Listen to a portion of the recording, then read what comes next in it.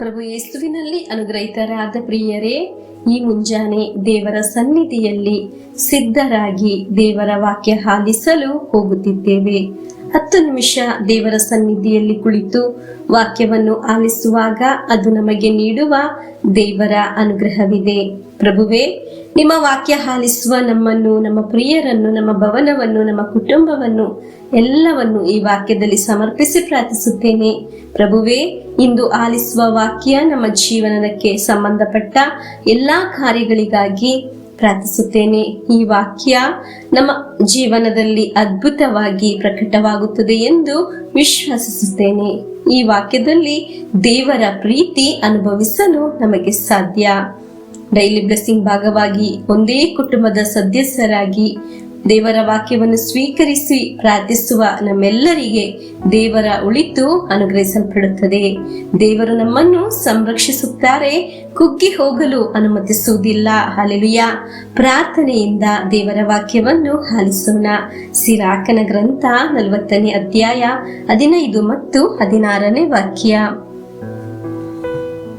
ವಾಕ್ಯವನ್ನು ಆಲಿಸೋಣ.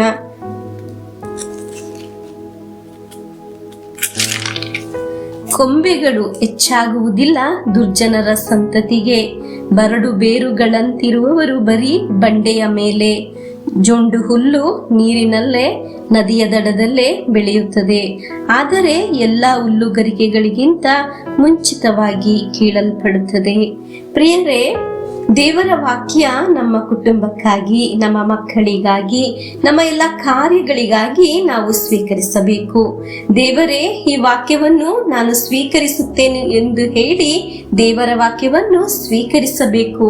ದೇವರ ಭಯ, ದೇವರ ಭಕ್ತಿ ಇಲ್ಲದವನು, ಅವನ ಮಕ್ಕಳು ಬೇಗವಾಗಿ ನಶಿಸಲು ಸಾಧ್ಯ.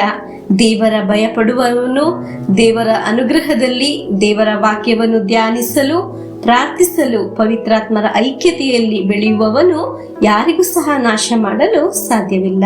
ಅವರು ನಿಲ್ಲುವ ಸ್ಥಳದಲ್ಲಿ ದೃಢವಾಗಿ ನಿಲ್ಲುತ್ತಾರೆ. ಅದು ಮಾತ್ರವಲ್ಲ, ಸಮೃದ್ಧಿಯಾಗಿ ಬೆಳೆದು ಫಲ ನೀಡುತ್ತಾರೆ. ಹಲ್ಲೆಲೂಯಾ. ದೇವರ ವಾಕ್ಯ ಆಲಿಸುವ ತಂದೆ ತಾಯಿಯರೇ, ನೀವು ನಿಮ್ಮ ಮಕ್ಕಳಿಗಾಗಿ ದೇವರ ವಾಕ್ಯವನ್ನು ಆಲಿಸಬೇಕು. ಆಗ ಒಂದು ಕೇಡಿಗೂ ಅವರ ಮೇಲೆ ದಬ್ಬಾಳಿಕೆ ಮಾಡಲು ಸಾಧ್ಯವಿಲ್ಲ. ಅನೇಕರು ನಮ್ಮ ಸುತ್ತಮುತ್ತ ಇರುತ್ತಾರೆ, ನಮಗೆ ಲಭಿಸಿದ ಐಶ್ವರ್ಯವನ್ನು ನಾಶ ಮಾಡಲು. ನಮಗೆ ಇಂದು ಆಲಿಸಿದ ವಾಕ್ಯವನ್ನು ಪುನಃ ಪುನಃ ಓದೋಣ. ಪ್ರಿಯರೇ, ದೇವರ ಭಕ್ತಿ ಇಲ್ಲದವನ ಮನೆ ಬರಡು ಭೂಮಿ ತರ ಆಗುತ್ತದೆ.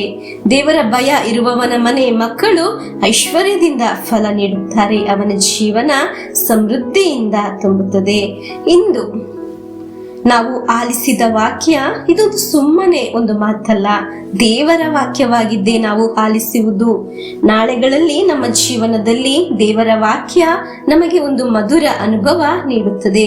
ನಾವೊಂದು ಸಾಕ್ಷಿ ಹೇಳಲು ಸಾಧ್ಯವಾಗುತ್ತದೆ. ಪ್ರಿಯರೇ, ನಮಗೆ ದೇವರ ಜೊತೆ ಇರುವ ಸಂಬಂಧವನ್ನು ಬಲಪಡಿಸಿಕೊಳ್ಳೋಣ, ಬೇರುಗಳಂತೆ ಗಟ್ಟಿಗೊಳಿಸಿಕೊಳ್ಳೋಣ, ಮುಂದೆ ಸಾಗೋಣ. ನಮಗೆ ಬೇಕಾದ ದೇವರ ಆಶೀರ್ವಾದವನ್ನು ಬೇಡಿ ಪಡೆಯೋಣ. ಪ್ರಭುವಿನ ಯೇಸುವಿನ ಆಶೀರ್ವಾದವನ್ನು ಸ್ವೀಕರಿಸೋಣ. ಆಮೇನ್. ನಮ್ಮ ಪ್ರಭು ಯೇಸು ಕ್ರಿಸ್ತರ ವರಪ್ರಸಾದವು, ದೇವರ ಪ್ರೀತಿಯು, ಪವಿತ್ರಾತ್ಮರ ಅನ್ಯೋನ್ಯತೆಯು ನಿಮ್ಮೊಡನ ಇರಲಿ.